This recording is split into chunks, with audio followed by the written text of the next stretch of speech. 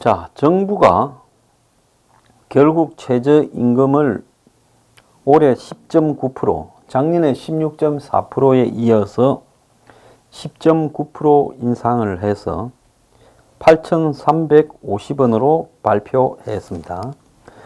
자, 사용자 측, 즉 최저임금이 올라가면 불리해지는 이 고용주 측의 9명은 전원이 불참을 하고 노동자 측의 9명 중 5명만 참석을 하고 정부 쪽이 위촉한 공의위원이라는 정부의 앞잡이 위원 9명만 참가해서 표결을 해서 8,350원의 결정이 되었습니다. 자, 이 8,350원, 그러면 올해하고 작년하고 최저임금이 얼마 올랐느냐? 재작년에 2017년 12월 31일까지 6,470원을 받았는데요. 지금 올해 7,530원, 또 내년에 8,350원 이래서 2년 만에 최저임금이 근 1,900원, 그러니까 정확하게 이야기하면 1,880원이 오르게 됐습니다. 자, 그런데 이 부분도 실질적으로 최저임금만 달랑 주는 게 아니라 거기에 해당되는 주휴수당을 줘야 되기 때문에 그걸 포함하면 1030원에 달해서 실질적인 최저임금이 10,000원이 넘게 돼버렸습니다. 그럼 최저임금에 영향을 받는 근로자 비중이 얼마나 되냐? 그리 많냐? 알바생이나 받는 거 아니냐? 이렇게 보는 분도 계신데요. 실제 최저임금 영향률이 25%입니다. 우리나라 전체 근로자가 지금 월급을 받는 근로자가 2천만 명이라고 보면 500만 5천 명의 근로자가 내년에 임금이 올라간다는 겁니다. 그래서 2년 만에 29.1%가 올랐는데 통계를 보면 최저임금이 6,470원이던 2017년에 전체 근로자의 13.3%, 226만 명이 넘는 사람이 최저임금을 다 받지 못하고 그 밑을 받았는데 2년 만에 29.1%나 이렇게 올리면서 지금 올해나 내년에는 이것을 못 주는 사람이 훨씬 더 늘어날 거라는 겁니다. 그러면 이제 위법자가 되겠죠. 그래서 지금 내년에는 한 400만 명의 근로자가 최저임금을 받지 못할 것이다. 그래서 범법자가 되는 사업주가 속출할 거라는 겁니다. 1인에서 4인의 사업장의 경우 52%가 내년 최저임금 8,350원의 인상 대상이라는 거예요. 그러니까 그것보다 훨씬 낮기 때문에 올려줘야 되고, 숙박 음식업 근로자는 62%, 도소매업은 37%가 임금을 올려줘야 된다는 겁니다. 그래서 올해 인상분도 버거운 영세업자가 많은데 범법자가 늘어난다는 거예요. 자, 정부는 이런 거를 갖다가 정부가 노력을 해서 애쓰고 있다를 보여주려고 올해처럼 내년에도 3조 원을 지원을 해서 자영업자들이 신청을 하면 정부가 최저임금의 일부를 지원하겠다고 말은 하고 있습니다. 일자리 안정자금이라고 하는 돈을 국가 예산에서 빼가지고 3조 정도 지원을 하겠다는 거예요. 그래서 30인 미만 사업장 사업주 가운데 월급 190만원 미만인 사업장의 사업주에게 근로자 한 사람당 13만원을 지원을 하는데 지원 대상 기준 190만원을 높이는 안을 정부가 검토하고 있다고 합니다. 자, 그런데 그냥 주는 게 아니라 조건이 있기 때문에 이 조건 때문에 안 들어가고 있어요. 왜? 근로자가 먼저 4대 보험을 가입을 해야 된다. 이렇게 말을 하니까 근로자들 입장에서는 쥐꼬리만큼 받아가지고 그걸 거기에 여기 떼고 저기 떼고 하게 되면 남는 게 없으니까 아예 그 돈 안 받고 안 하겠다. 이렇게 되니까 이걸 완화해주는 요건을 검토 중이라는데 정부는 지금까지 월급을 받는 모든 근로자에게 4대 보험은 의무적으로 가입하라 해놓고 이걸 빼주는 부분이 정부 내에서 지금 논란이 극심해지고 있습니다. 그래서 지금 정부는 근로자에게 직접 지원하는 방식으로 그 근로장려소득 세제, 그러니까 일을 하면 할수록 일하면서도 월급이 최저임금에 미달되는 사람들에게 저소득층에 연간 얼마나 일정한 정도의 액수를 정해서 올해는 80만 원인데 이걸 갖다가 이제 늘려서 한 2배 정도 더 늘려서 돈을 주겠다. 그리고 이 지급 대상을 한 250만 명까지 늘려보겠다. 또 저소득층 노인에게는 기초연금을 계획보다 빨리 올려서 주겠다. 그래서 기초연금은 올해 9월부터 25만 원으로 늘어나고 그리고 2020년에는 30만 원으로 올려주겠다. 이제 이런 부분을 가지고 정부 돈으로 나누어 줘서 최저임금에 미달되는 사람들을 이렇게 커버하려고 하고 있습니다. 자, 우리나라 편의점 평균 매출이요 5,400만 원이라고 합니다. 평균 매출이요. 그런데 여기서 가맹점 수수료가 437만 원, 임대료가 250만 원, 그리고 인건비가 463만 원, 영업비가 92만 원, 본사 상생지원금이 20만 원, 그 다음에 이렇게 이제 다 떼고 나면 판매해서 남는 이익이 이렇게 1,400만 원이라는 거예요. 자, 이 1,400만 원에서 아까 말한 이런 거를 다 떼면 점주 이익이 올해에는 180만 9천 원, 181만 원쯤 되고, 그러면 내년에는 최저임금이 인상한 걸 감안했을 때 다른 거 가맹점 수수료나 뭐 임대료 이런 조건은 똑같고 매출도 똑같다고 보면 인건비가 463만 원에서 514만 원으로 이렇게 올라갑니다. 그러니까 딴 데는 줄어드는 거는 없이 빤하니까 올라가면 올라가지 내리갈 데는 없어요. 임대료나 이런 것도 올라가면 올라가지 내리갈 건 없잖아요. 그러면 점주 순이익이 130만 원이 된다라는 겁니다. 이것이 편의점 주인들이 처한 현실이에요. 그래서 수수료나 인건비 이런 걸 떼고 나면 편의점 주인도 알바 수준이 되는 겁니다. 그런데 인건비 비중이 임대료가 250만 원인데 인건비가 463만 7천 원이고 내년에는 514만 2천 원이에요. 2배에 달해요. 그래서 이걸 계속 한다고 버텨봤자 손해만 날 뿐이라는 겁니다. 이런 장사를 누가 하겠습니까? 그러니까 오늘 아침에 보면 전국 편의점 가맹점 협회 공동대표인 분이 인터뷰를 해서요.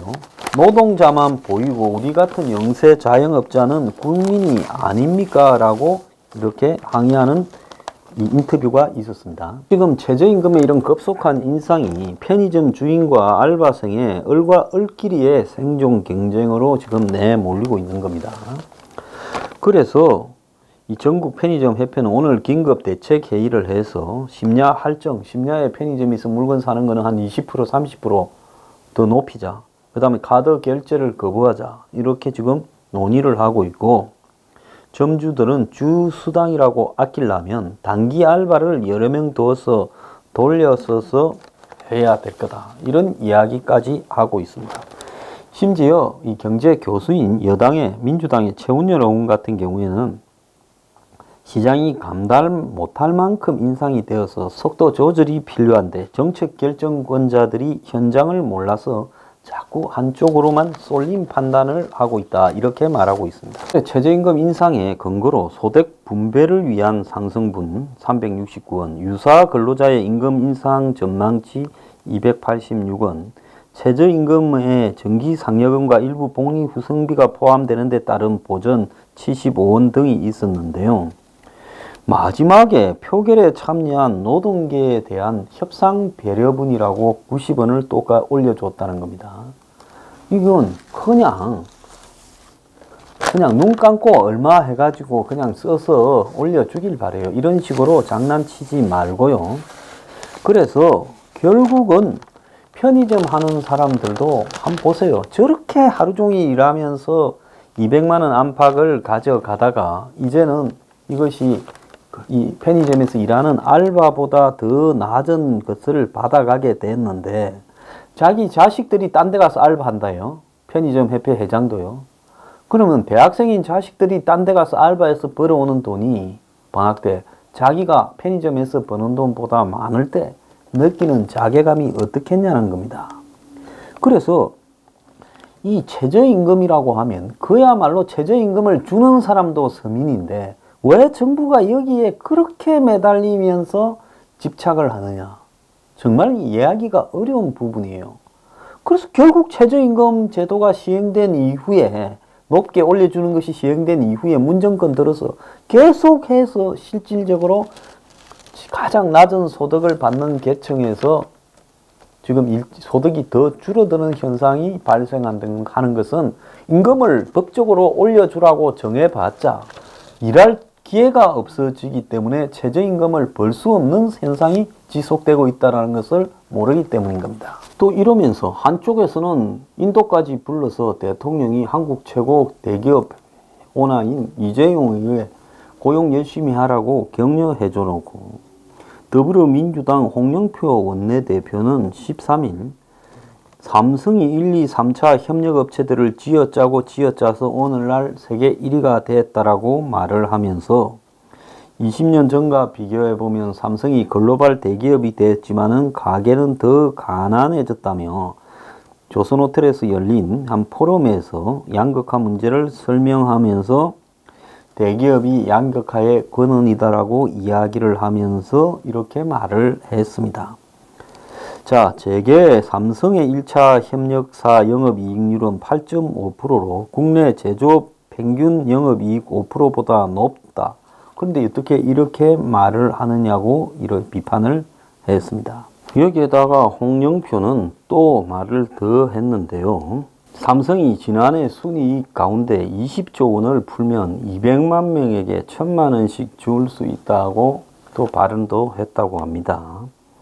그러다 보니까 이 발언에 대해서 정치인이 이런 것까지 이야기하는 것이 옳은 것이냐, 삐뚤어진 기업관을 가지고 뭐가 되겠느냐, 이런 비판들이 집중적으로 나왔어요.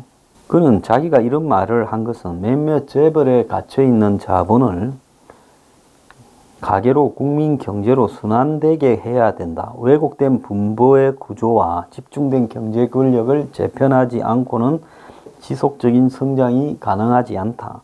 삼성이 협력업체를 지었다는 표현만 가지고 일부 언론이 문제를 삼고 있다. 이렇게 말을 했습니다. 그러면서 세계 1위 삼성의 빈만큼 그 주변의 그림자도 깊다. 그러면서 삼성에 속하지 않은 국민, 삼성이 아닌 다른 기업도 잘 살 수 있는 기회가 주어져야 된다. 이렇게 말을 했습니다.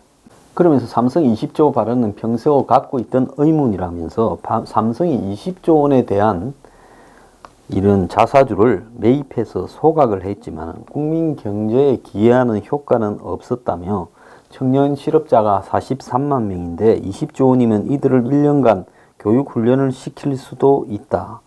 이렇게 말을 했는데요. 자, 이렇게 말을 하는 사람이 있을 수도 있다는 걸 인정을 합니다. 왜냐하면 또 이렇게 말이라도 해야 솔직히 말하면 우리 사회의 대기업과 중소기업 또 더 나아가서 노동자 부분에 있어서 불공정한 부분이 많은 것도 사실인데요. 자, 문재인 최근에 인도 방문 중에 삼성전자 휴대폰 공장 준공식에 참석한 일정을 두고 이제 말이 많은데요. 청와대로서는 한국-인도 경제협력의 상징으로 현지 공장을 갔다. 그래서 문의 삼성 노이다 공장에서만 2000개의 일자리가 새로 생길 거다. 이렇게 말을 하면서 인도 경제에 대한 삼성의 기여를 강조를 했습니다. 그래서 이재용과 만나서 이제 재계와 소통이 잘 된다. 이런 기대감을 부풀렸는데요. 하지만 업계에서는 우리 대통령이 우리 기업의 투자 현장을 찾아가서 일자리 문제를 거론한 것 자체가 코미디 같았다. 말이 좋아 해외 직접 투자지 나쁘게 보면 국제 여건이 되지 않아서 우리 기업의 생산 기지가 해외로 빠져나간 상황인데 여기에 찾아가서 일자리 좀 만들어라 이렇게 말을 했다면 이것이 협박인지 격려인지 모를 만큼 어색했다라는 겁니다. 또 그 뒤에 이제 나오는 이야기 중에 홍영표가 이야기한 20조만 풀면 200만 명한테 1000만 원씩 줄 수 있다고 말을 이렇게 한 부분에, 물론 이것이 대기업이 엄청난 수익을 집중시키고 그리고 그 밑에 있는 협력업체나 노동자들에게 많이 돌아가지 않는다라고 하는 차원에서 한 말이겠지만은 현 정부 들어서 지금 특정한 대기업이나 또 전체 대기업들을 바라보는 시각에 있어서의 문제인데요. 자, 이것은 대기업이 법을 규정을 지켜라고 정부가 정하고 세금을 제대로 내라고 하고 또 기업하기 좋은 환경을 만들어주는 것은 정부의 역할과 책임이라고 봅니다. 왜? 기업이 살아야 국민들이 살지요. 자영업이 지금 한국이 비슷한 나라의 수준보다 훨씬 많은 속에 기업에 일해서 제조업에서 돈을 버는 사람 숫자가 점점 줄어들고 있습니다.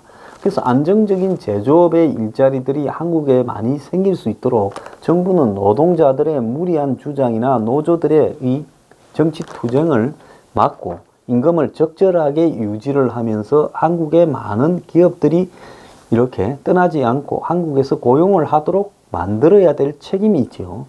그렇지만은 지금까지 다소 무리한 방법으로 또 다소 이 문어발식으로 또 다소 이 착취하는 방식으로 대기업이 많은 수익을 거둬들여서 가지고 있다 하더라도 그것을 갖다가 마치 전부 나누어서 하청협력회사나 노동자에게 돌려줘야 된다라는 방식으로 여당의 원내대표가 이야기를 하는 것은 매우 옳지 않다는 겁니다.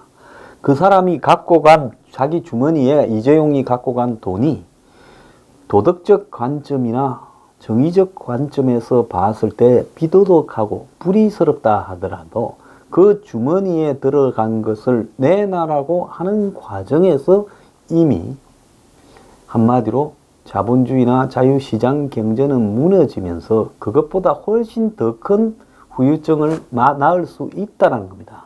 그래서 정권이 지향해야 될 부분은 대기업이 부정과 비리나 잘못 반칙을 쓰는 부분에 대해서 그러지 못하도록 엄격하게 법 앞에 공정함을 보여줘야 되는 것이 우선입니다.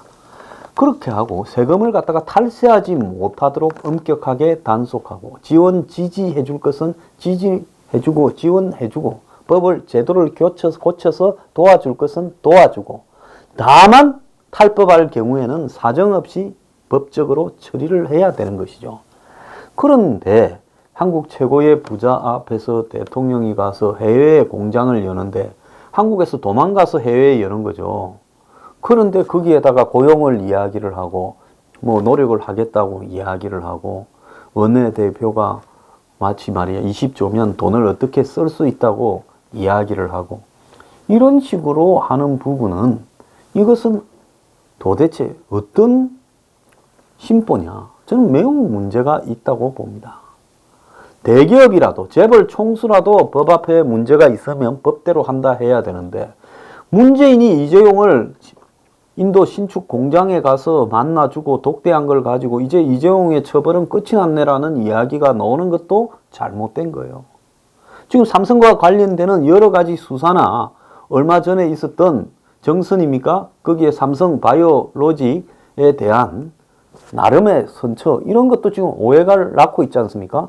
문재인이 이재용을 만나서 그 이후에 삼성의 상장 폐지까지 될 수 있는 이 회계 부정 부분이 용서해 준 거 아니냐는 이야기까지 장안에 파다하게 나오는 거예요. 그거는 그거대로 법대로 처리해야 되는 거고요. 그 다음에 기업을 도와줄 것은 도와줘야 되는 거고 삼성이 가진 돈은 이재용이가 쥐주머니에 들어간 돈은 그건 이재용이 돈인 겁니다. 그러면서 기업뿐 아니라 노동자들이 부당하고 무도하고 한마디로 정치 임금을 받아내고 하는 것도 통제는 해야지요. 그래서 기업주와 노동자를 마찬가지로 법의 잣대를 놓고 똑같이 법에서 어긋났을 때는 과감하게 법의 잣대를 들이대어서 사법 처리를 해야 되는 거지요. 그런데 기업의 마치 선의에 의해서 이런 돈들이 풀어주면 경제가 사는 듯이 왜 이런 쓸데없는 소리를 하고, 예? 잘못은 대기업만 있느냐. 대기업이 있는 만큼 제가 볼 때 한국의 노동자들도 많이 있어요. 이 두 사람이 다 정신 차려야 한국의 경제가 살아나는 겁니다. 자, 이런 작자들이 한국의 경제를 맡고 있으니 나라 꼬라지가 잘 될 리가 있습니까? 대통령은 외국에 나가가 공장에 가서 고용하라고, 도망가는 기업주 붙들고 고용하라고 억압하고, 또 그러고는 독대를 해주고 삼성의 지금 숱한 조사들이 다 풀어지는 거 아니냐고 오해를 낳고 있고, 여당의 원내대표는 또 나아가서 그런 부분에 대해서 지금 쓸데없는 헛소리들을 해가지고 공연히 분란을 일으키고 있습니다. 이게 문정권의 수준이다, 이렇게 봐야 됩니다.